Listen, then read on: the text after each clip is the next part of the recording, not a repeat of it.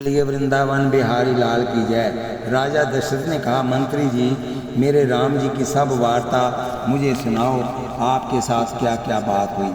सुमंत जी राजा को आश्वासन देने लगे, महाराज आप धुरंधर हो, बुद्धिमान हो, बड़े बड़े ऋषि मुनियों का आपने सत्संग किया है। ये विपत्ति का समय है, जन्म जन्म सब दुख सुख भोगा, हानि लाभ प्रिया मिलन वियोगा, काल कर्म बस हो ही गोसाई, बर बस रात रति दिवस की नाई, तुम शोक छोड़कर धीरज धारण करो, धीरज दान करो। राम बिरहा बड़ा दुख सागर है, उस सागर के पार उतरना है। तुम कर्णधार हिम्मत हार जाओगे तो हम सब का क्या होगा। मैं आपको राम जी की सब कथा सुनाता हूँ। आपकी आज्ञा के अनुसार तो मैं रथ लेकर राम जी के पास गया। राम जी ने कहा कि पिताजी को आज्ञा है कि आप रथ में विराजो। श्री राम लक्ष्मण जानकी को रथ में बिठाकर तमसा नदी के किनारे गया। अयोध्या को प्रजा भी पीछे दौड़ती दौड़ती वहाँ आई। मध्य रात्रि के समय सबको गाढ़ निंद्रा लगी। पीछे हमने वहाँ से प्रयाण किया। प्रातःकाल श्रृंगवेरपुर पहुँचे। श्रृंगपुर के राजा गोह ने बहुत स्वागत किया, बहुत आग्रह किया कि मेरे राजमहल में पधारो, परंतु राम जी ने मनाही कर दी। एक दिवस गंगा के किनारे शीशम के झाड़ के नीचे प्रभु ने विश्राम किया। प्रातःकाल में बाढ़ का दूध मंगाकर श्री राम लक्ष्मण ने सुंदर बालों की जटा बनाई। मैंने बहुत प्रार्थना की कि महाराज की तो आज्ञा है कि 2-4 दिन वन में घुमाकर राम जी को अयोध्या में वापस ले आओ। श्री राम जी ने मुझसे कहा, पिताजी की आज्ञा का पालन करना मेरा धर्म है। ज्ञानी महापुरुष धर्म के लिए प्राणों का भी बलिदान कर देते हैं। पिताजी के लिए मैं जो करूं वह कम है। पिताजी से कहना कि आपके चरणों में हमारा प्रणाम, हमारी चिंता करना नहीं। आपके आशीर्वाद से वन में हमारा मंगल ही होगा। वन मग मंगल कुशल हमारे, कृपा अनुग्रह पुण्य तुम्हारे। श्री सीता जी ने भी प्रणाम कहा है। पीछे केवट ने चरणों की सेवा की। श्री राम लक्ष्मण जानकी जी नाव में बैठे और गंगा पार गए। उनका दुख सुख ये सब मैंने नज़र से देखा। श्री राम लक्ष्मण जानकी जी सामने किनारे पर उतरकर चलने लगे तो दूर तक मैं देखता रहा। बोलते बोलते मंत्री जी बहुत व्याकुल हो गए। आगे कहा, मैं जीवित वापस आया हूँ, राम जी का संदेशा लेकर आया हूँ। उस समय महाराज दशरथ की घबराहट बहुत बढ़ गई। कहने लगे, राम जी को गए आज 6 दिन पूरे हो गए हैं, अभी मेरे पंच प्राण जाते नहीं, मेरे प्राणों को धिक्कार है। कौशल्या जी महाराज दशरथ को आश्वासन देकर कहने लगी, तुम धैर्य धारण करो, हम सब आपके आश्रित हैं। 14 वर्ष तो घड़ी पल की तरह बीत जाएंगे और आपका राम आपको आकर वंदन करेगा। दशरथ जी ने कहा, अब मेरे प्राण बहुत व्याकुल हुए हैं, मेरे हृदय में बहुत दुख है। कौशल्या जी महाराज के वक्ष पर हाथ फेरने लगी। महाराज दशरथ का दुख देखकर रानियां रोने लगी। ये विलाप देखकर शोक को भी शोक होने लगा।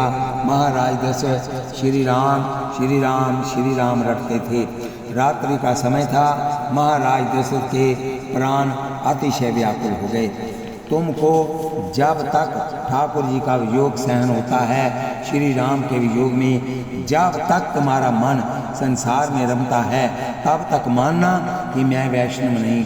लोग भले कहते रहें कि वैष्णव हो, वैष्णव तो वह है जो प्रभु का वियोग सहन कर सकता नहीं, जो परमात्मा के वियोग में व्याकुल होकर रोता है। परमात्मा के वियोग में जिसका मन संसार में रमता है, वह भक्ति क्या करता होगा। प्रभु के वियोग में जिसको बहुत दुख होता है, वही सच्ची भक्ति करता है। मैं अपने भगवान से बिछड़ा हुआ हूँ, अनादिकाल से संसार में भरमता हूँ, फिर भी मुझको श्री राम के दर्शन होते नहीं। मुझे श्री राम जी से मिलना है, मुझे प्रभु को आलिंगन देना है। ऐसा भाव जागृत हो और संसार के सभी सुख तुच्छ लगें, तब भक्ति का आरंभ होता है। परमात्मा के वियोग में जिसके प्राण व्याकुल होते नहीं, प्रभु के दर्शन मिलन की जिसको आतुरता नहीं, वह तो संसार की भक्ति करता है, वह परमात्मा की भक्ति करता नहीं। भक्ति का आरंभ तो तब ही होता है जब परमात्मा के वियोग में दुख का अनुभव हो। जीव को जब लगता है कि मैं अपने भगवान से बिछड़ा हुआ हूँ, मैं भगवान का अंश हूँ, फिर भी अपने भगवान को भूल गया हूँ, मुझको परमात्मा के दर्शन कहाँ होंगे, मेरी इतनी उम्र हो गई, मेरा जीवन अब पूरा होने को आया है, परंतु मुझको अभी तक प्रभु के दर्शन हुए नहीं। ऐसी व्याकुलता जागे तब भक्ति का आनंद मिलता है। महाराज दशरथ की व्याकुलता बढ़ने लगी। उन्होंने कौशल्या जी से कहा, महारानी अब मैं जीने का नहीं, मेरे प्राण निकलने की तैयारी में है, मुझको श्रवण के पिता का श्राप है। राजा ने कौशल्या को सब कथा सुनाई। पहले जब मैं युवराज पथ पर था तब शब्द वेदी बाण छोड़ने की धनुर्विद्या सीखा था और इससे मुझ में कुछ मद आ गया था। एक रात्रि को शिकार खेलने के लिए मैं सरयू के किनारे गया। रात्रि के समय नदी में पानी पीने के लिए जंगली पशु आते थे। इनकी आहट सुनने की आशा से मैं एक वृक्ष की ओर में छिपा रहा। इतने में जल से भरते हुए घड़े का शब्द मैंने सुना, परंतु उस समय वह शब्द हाथी के नाद जैसा मुझको जान पड़ा। कोई हाथी पानी पीने आया होगा, ऐसा समझकर यहाँ से नाद आया था। उस तरफ लक्ष्य साध कर मैंने बाण फेंका, परंतु तुरंत ही किसी मनुष्य का आर्तनाद मेरे सुनने में आया। मैं स्तब्ध हो गया। मेरे कान में शब्द पड़ा, अरे रात्रि के समय मैं जहाँ जल लेने आया हूँ तब मुझको किसने बाण मारा? मैंने किसका अपराध किया है? मेरे मरण के पीछे मेरे वृद्ध अंधे माता पिता का क्या होगा? वह किस रीति से जीवित रह सकेंगे?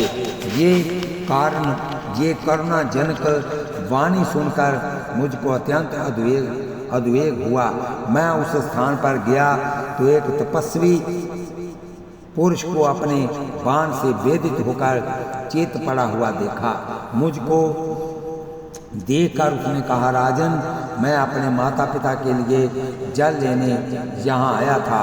मेरे माता पिता अत्यंत प्यासे हैं, वह बहुत आतुरता से मेरी बाट देखते होंगे। तुम मेरे पिता के पास जाकर शीघ्र ही ये सब समाचार निवेदन करना। मेरे पिता मुनि हैं, वह तुमको श्राप नहीं दे, इस रीति से उनको प्रसन्न करना। मुझको अत्यंत शोक और चिंता से विवल देखकर वह बोला, राजन, चिंता नहीं करना, तुमको ब्रह्म हत्या नहीं लगी। मैं शूद्र जाति की माता की पीठ से वैश्या जाति के पिता से उत्पन्न हूँ। इतना कहकर श्रवण कुमार ने देह छोड़ दिया। मैं उसके माता पिता के पास गया। अत्यंत दीन होकर उनको साथ सब कथा सुनाई। वह मूर्छित को प्राप्त हो गए। अत्यंत विलाप करते हुए उन्होंने पुत्र की अंत्येष्टि क्रिया की, चिता प्रज्वलित की और उन दोनों ने भी चिता में प्रवेश किया। उस समय मुनि ने मुझको श्राप दिया, राजन, तुम्हारी भी इसी प्रकार से पुत्र शोक से मृत्यु होगी। महाराज दशरथ ने कौशल्या से कहा, देवी, इस श्राप के फल का समय अब आ गया है। राम बिना जीवन को धिक्कार है। सो तनु राखी कर्ब में कहा, जेहि ना प्रेम तन मोर निवाहा। हाँ रघुनंदन प्राण परिते तुम बिन जियत बहुत दिन बीते। महाराज दशरथ को देह प्राण के प्रति गलानी हो गई। राम योग में अब तक ये टिके रहे। इस जगत में शुद्ध प्रेम कहीं दिखता नहीं। जगत का जो कुछ प्रेम है वह अधिक भाग में स्वार्थ से ही भरा हुआ है। मानव शुद्ध और निस्वार्थ भाव से जल्दी प्रेम करता नहीं। शुद्ध भाव से प्रेम करे उसको वियोग होता नहीं, और कदाचित हो तो वह वियोग में जीवित रहता नहीं। महाराज दशरथ ने कहा कि श्री राम योग में 6 दिन मेरे प्राण रहे। अब प्राणों को मैं शुद्ध करता हूँ। 6 बार श्री राम श्री राम श्री राम बोलते बोलते राजा ने प्राण का त्याग किया। राम राम कही राम कहीं, राम राम कही राम, तन परिहरि रघुवीर बिरहा, राव गयो सुरधाम। परमात्मा श्री राम के साथ संबंध रखने से जीवन मरण मंगलमय होता है।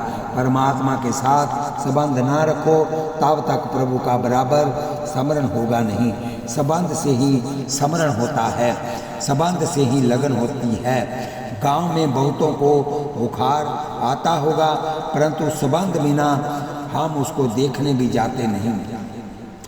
जिसके साथ कुछ संबंध है उसके प्रति स्नेह होता है। ईश्वर के साथ संबंध जोड़ो। इस जीवन का जगत के साथ संबंध कच्चा है, ईश्वर के साथ ही संबंध सच्चा है। ये जीव है तो ईश्वर का, फिर भी अज्ञान से ये जगत का बन गया है। कितने ही ऐसे समझते हैं कि मैं पति हूँ, मैं पिता हूँ, मैं पुत्र हूँ। पिता पुत्र अथवा पति पत्नी का संबंध व्यवहार दृष्टि से बड़े सत्य जैसा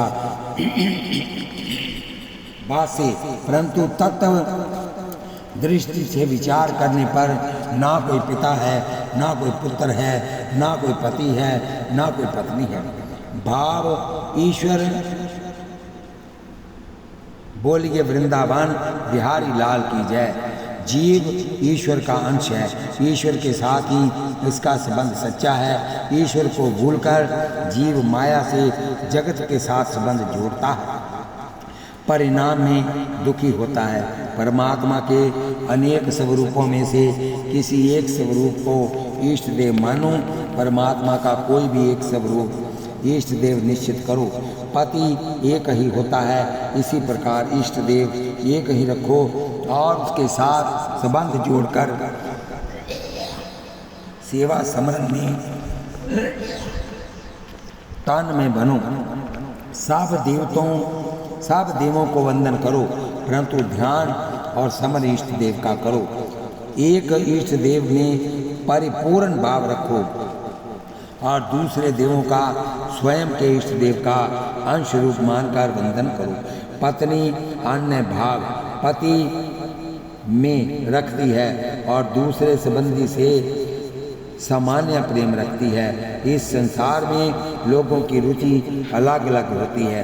प्रत्येक नदी का मार्ग अलग अलग होता है, परंतु सब नदियों का लक्ष्य स्थान तो एक ही होता है, समुद्र। इस प्रमाण में रुचि अनुसार भिन्न भिन्न शास्त्रों को मानने वालों के इष्ट देव भिन्न होते हैं, फिर भी सबका लक्ष्य स्थल एक ही है, परमात्मा एक ही है। दीपक के पास जिस रंग का कांच ढक दो उसी रंग का प्रकाश दिखेगा। उसी प्रकार परमात्मा श्री राम, श्री कृष्ण, शिव जी, गणेश जी इत्यादि अनेक स्वरूप धारण करते हैं। इसलिए तो व्यास महर्षि ने भागवत में मंगलाचरण करते हुए कहा है, सत्यम परम धीमहि। व्यास जी ने किसी का विशिष्ट रीति से नाम देकर उसका ही ध्यान करने को कहा नहीं, परंतु सत स्वरूप परमात्मा का ध्यान करने को कहा है। जिसको जो स्वरूप अच्छा लगे उसका ही उसे ध्यान करना है। जिसको जिस स्वरूप में प्रीति हो उसके लिए उस स्वरूप का ध्यान उत्तम। ठाकुर जी के जिस स्वरूप के ध्यान में अपने को आनंद आवे वह अपने लिए इष्ट है। राम जी में प्रीति हो तो राम जी का ध्यान करें, श्री कृष्ण में प्रीति हो तो श्री कृष्ण का ध्यान करें, शिव जी में प्रीति हो तो शिव जी का ध्यान करें, परंतु वंदन पूजन तो सबका करें।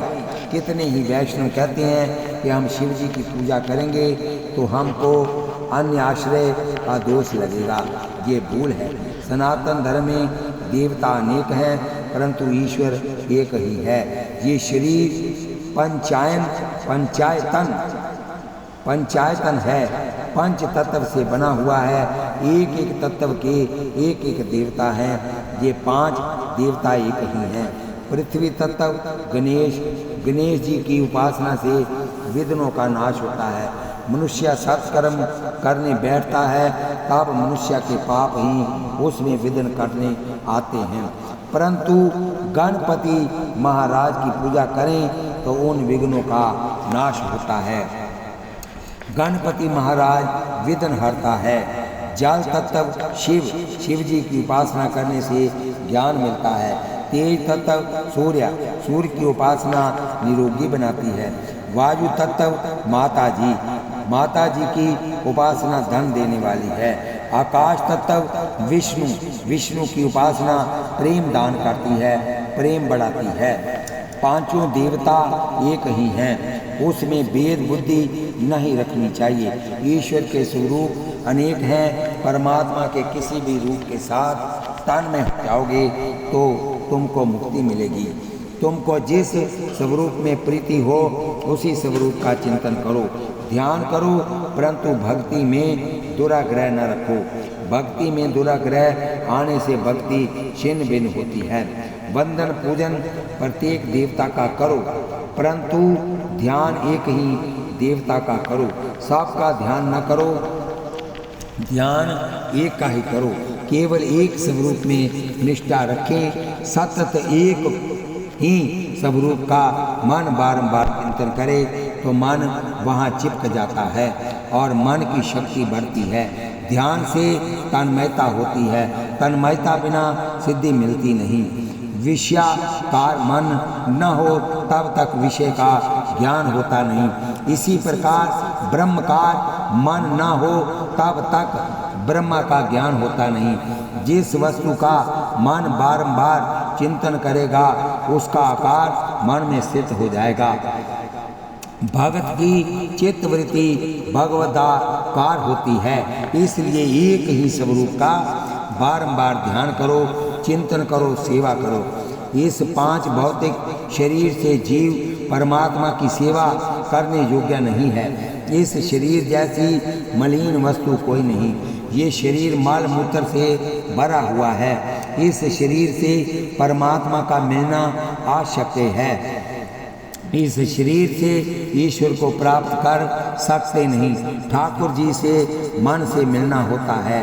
वैष्णव परमात्मा से मन द्वारा मिलते हैं। एक भावात्मक शरीर की कल्पना करो और मन से अपने इष्ट देव की सेवा करो, मानसिक सेवा करो। मानसिक सेवा का उत्तम समय सुबह 4 से 5:30 बजे तक होता है। मानसिक सेवा किसी का मुख देखने से पहले ही करनी चाहिए। प्रातःकाल ब्रह्म मुहूर्त में उठकर ध्यान करो। श्री गंगा जी के किनारे बैठा हूँ, गंगा जी में स्नान किया, पश्चात अभिषेक के लिए गंगा जल लाया। मन से ही लाना है, इसलिए चांदी अथवा सोने के लोटे में लाया। उसके पश्चात प्रत्यक्ष सेवा जिस प्रकार करते हो उसी प्रकार मन से ठाकुर जी की सेवा करो। आंखें बंद करके कपाल के मध्य में ध्यान करोगे तो एक ज्योति दिखेगी। इस ज्योति के दर्शन में मन को स्थित करोगे तो इष्ट देव की झांकी होगी। प्रतिदिन इस प्रकार मानसिक सेवा करने से चित्त शुद्ध होता है।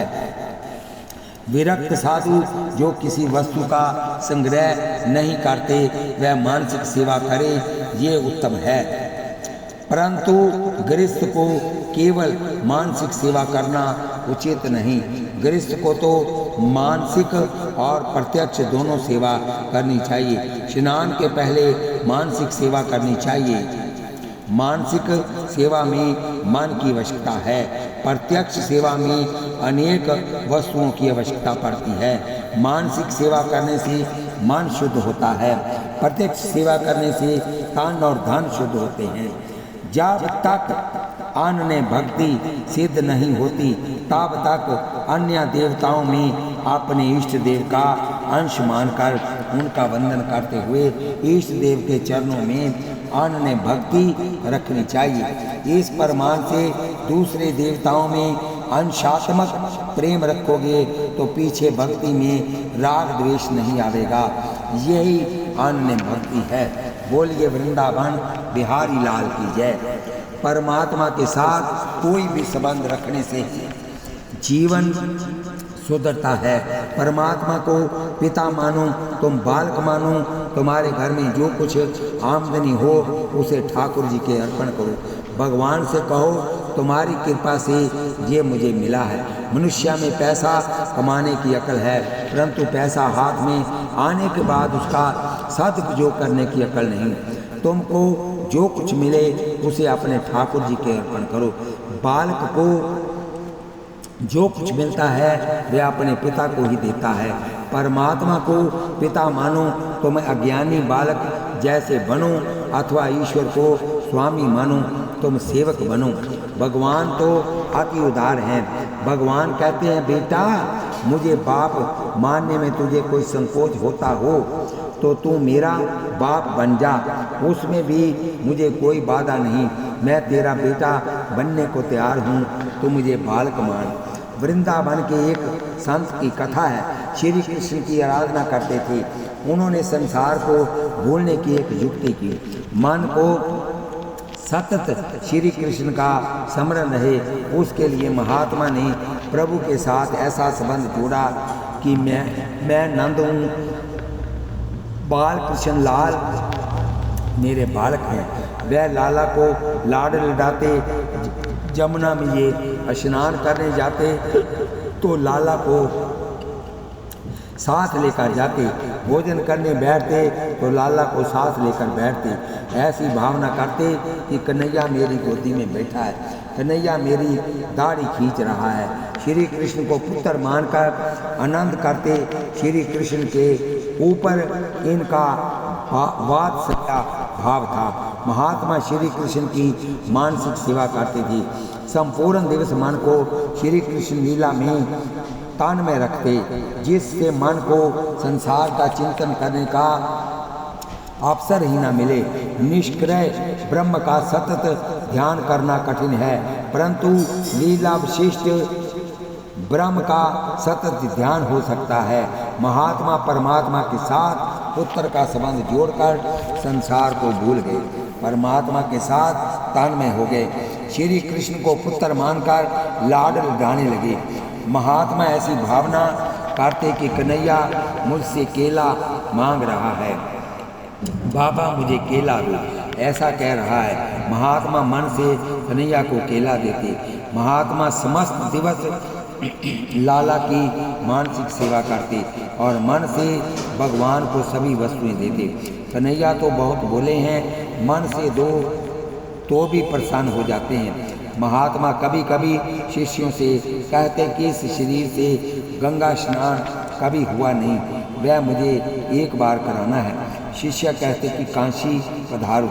महात्मा काशी जाने की तैयारी करते, परंतु वात्सल्य भाव से मानसिक सेवा में तन्मय हुए कि कन्हैया कहने लगते, बाबा मैं तुम्हारा बालक हूँ, छोटा सा हूँ, मुझे छोड़कर काशी नहीं जाना। इस प्रकार महात्मा सेवा में तन्मय होते। उस समय उनको ऐसा आभास होता था कि मेरा लाला जाने की मनाही कर रहा है, मेरा कन्हैया भी बालक है, मैं कन्हैया को छोड़कर यात्रा करने कैसे जाऊं, मुझे लाला को छोड़कर जाना नहीं। पर महात्मा अति वृद्ध हो गए। परमात्मा को याद करते करते महात्मा अति वृद्ध हो गए। महात्मा का शरीर तो वृद्ध हुआ, परंतु उनका कन्हैया तो छोटा सा ही रहा, वह बड़ा हुआ ही नहीं। उनका प्रभु में बाल भाव वो स्थिर रहा। और एक दिन लाला का चिंतन करते करते वह मृत्यु को प्राप्त हुई। शिष्य कीर्तन करते करते महात्मा को शमशान ले गए। अंतिम संस्कार की तैयारी हुई। इतने ही में एक 7 वर्ष का अति सुंदर बालक कंधे पर गंगा जल का घड़ा लेकर वहां आया। उसने शिष्यों से कहा, ये मेरे पिता हैं, मैं इनका मानस पुत्र हूँ। पुत्र के तौर पर अग्नि संस्कार करने का अधिकार मेरा है। मैं इनका अग्नि संस्कार करूँगा। पिता की अंतिम इच्छा पूर्ण करना पुत्र का धर्म है। मेरे पिता की गंगा स्नान करने की इच्छा थी, परंतु मेरे कारण ये गंगा स्नान करने नहीं जा सकते थे, इसलिए मैं ये गंगा जल लाया हूँ। पुत्र जिस प्रकार पिता की सेवा करता है, इस प्रकार बालक ने महात्मा के शव को गंगा स्नान कराया। संत के माथे पर तिलक किया, पुष्प की माला पहनाई और अंतिम वंदन करके अग्नि संस्कार किया। सब देखते ही रह गए। अनेक साधु महात्मा थे, परंतु किसी की बोलने की हिम्मत न हुई। अग्नि संस्कार करके बालक एकदम अंतर ध्यान हो गया। उसके बाद लोगों को ख्याल आया कि महात्मा के तो पुत्र था ही नहीं, बाल कृष्ण की ही तो महात्मा के पुत्र रूप में आए थे। महात्मा की भावना थी कि श्री कृष्ण मेरा पुत्र है। परमात्मा ने उनकी भावना पूरी की। परमात्मा के साथ जीव जैसा संबंध बांधता है, वैसा ही संबंध से परमात्मा उसको मिलते हैं।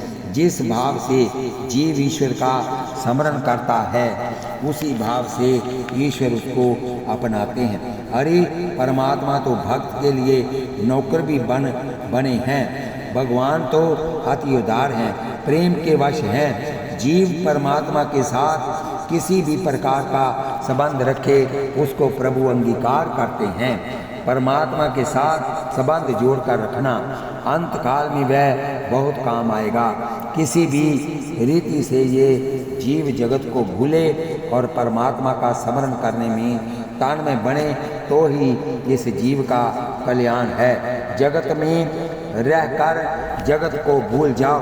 जगत के साथ जीव का संबंध सच्चा नहीं, परमात्मा के साथ कुछ संबंध रखो, यही संबंध सच्चा है। श्री राम परमात्मा है, परंतु दशरथ महाराज तो श्री राम को पुत्र मानते थे। मेरा ये पुत्र है, ऐसे पुत्र भाव से ये राम जी का स्मरण करते थे। पुत्र भाव लौकिक भाव होने पर भी दशरथ महाराज ने ये भाव परमात्मा के स्वरूप में रखा था। श्री राम को ये पुत्र समझते थे और पुत्र भाव से राम जी का सतत स्मरण करते थे। अंतकाल में श्री राम जी का स्मरण करते करते दशरथ महाराज प्रभु के धाम में गए। बोलिए वृंदावन बिहारी लाल की जय। समस्त जीवन भर जिसका तुम चिंतन करोगे, अंतकाल में वह भी तुमको याद आवेगा। प्रतिपल ईश्वर का स्मरण करें, उसका अंतकाल सुधरता है, उसका मरण सुधरता है। समस्त जीवन जिसके पीछे जाएगा, अंतकाल में वही याद आवेगा। अतिशय सुख में और अतिशय दुख में भगवान को ना भूलो। जो संस्कार मन में दृढ़ होंगे, वह संस्कार ही अंतकाल में और दूसरे जन्म में काम आएंगे। पैसे के लिए थोड़ा प्रयत्न करो, 8-10 घंटे मेहनत करो, परंतु पैसा का बहुत चिंतन नहीं करो। कितने ही लोग ऐसे होते हैं कि थोड़ी फुर्सत मिलते ही विचार करने लगते हैं कि भाव बढ़ेगा कि घटेगा। अब क्या होगा यदि संपूर्ण दिवस द्रव्य का ही चिंतन करोगे, तो अंतकाल में पैसा ही याद आवेगा। लोग ऐसा मानते हैं कि पूरी जिंदगी काम धंधा करूँगा, काला गोरा करूँगा और अंतकाल में भगवान का नाम लूँगा और तर जाऊँगा। ये मान्यता खोटी है। भगवान ने गीता में कहा है, सदा सद्भाव भविता। मानव सदैव जिस भाव का चिंतन करेगा, उसका ही अंतकाल में उसको स्मरण रहेगा। इसलिए निरंतर मेरा स्मरण कर। पैसा करने वाले को अंतकाल में पैसा ही विचार आता है। पैसा कमाना पाप नहीं, परंतु पैसा मिलने पर भगवान को भूल जाना पाप है। जीवन में पैसा मुख्य नहीं, परमात्मा मुख्य है। जीवन पैसे के लिए नहीं, परमात्मा के लिए है। अपने ऋषियों ने धन को साधन माना है, धन साध्य नहीं, साधन है। जीवन में पैसा मुख्य हुआ तब से ही पाप बढ़ गया है। लोग चाहे जिस रीति से अधिक पैसा कमाने की इच्छा रखते हैं, जीवन का लक्ष्य पैसा हुआ, इससे पाप बढ़ा है। जीवन में पैसे की आवश्यकता है, परंतु मानव के जीवन का लक्ष्य तो परमात्मा के चरणों में ही जाना है। मानव लौकिक पदार्थों में, विश्व में ऐसा फंसा हुआ है कि उसे स्वयं के लक्ष्य का भान रहता ही नहीं। शरीर, पुत्र, स्त्री, द्रव्य आदि असत्य हैं, फिर भी उसके मोह में वह ऐसा पागल बन जाता है कि ना तो उसे समय का भान रहता है, ना तो लक्ष्य का। और जिस किसी प्रकार उसकी आयुष पूरी हो जाती है, भागवत में सुखदेव जी महाराज ने कहा है, मनुष्य की रात्रि निद्रा और विलास में बीत जाती है और दिवस द्रव्योपार्जन के निमित्त उद्यत करने और कुटुंब का भरण पोषण करने में पूरा हो जाता है। मनुष्य जीवन के लक्ष्य को चूक जाता है। 8-10 घंटे से अधिक समय पैसे के लिए दो नहीं। गृहस्थ के लिए मनु महाराज की आशा है कि 6 घंटे पैसे के लिए प्रवृत्ति करो, परंतु अब अधिक कठिनाई है, इसलिए 8-10 घंटे का हो तो भी बाधा नहीं। 6-7 घंटे निद्रा में जाए, 8-10 घंटे का समय अर्थोपार्जन में जाए, अधिक नहीं तो जीवन में रोज 4-5 घंटे का समय परमात्मा के लिए रखना चाहिए। एकदम प्रवृत्ति छोड़ो ऐसा तो तुमसे कहता नहीं, परंतु प्रवृत्ति कम करो, प्रभु के लिए थोड़ा समय निकालो। परमात्मा संपत्ति मांगते नहीं, समय मांगते हैं। पैसे से ही परमात्मा मिलते होते तो ये सब श्रीमंत लोग ठाकुर जी को भी खरीद लेते। ये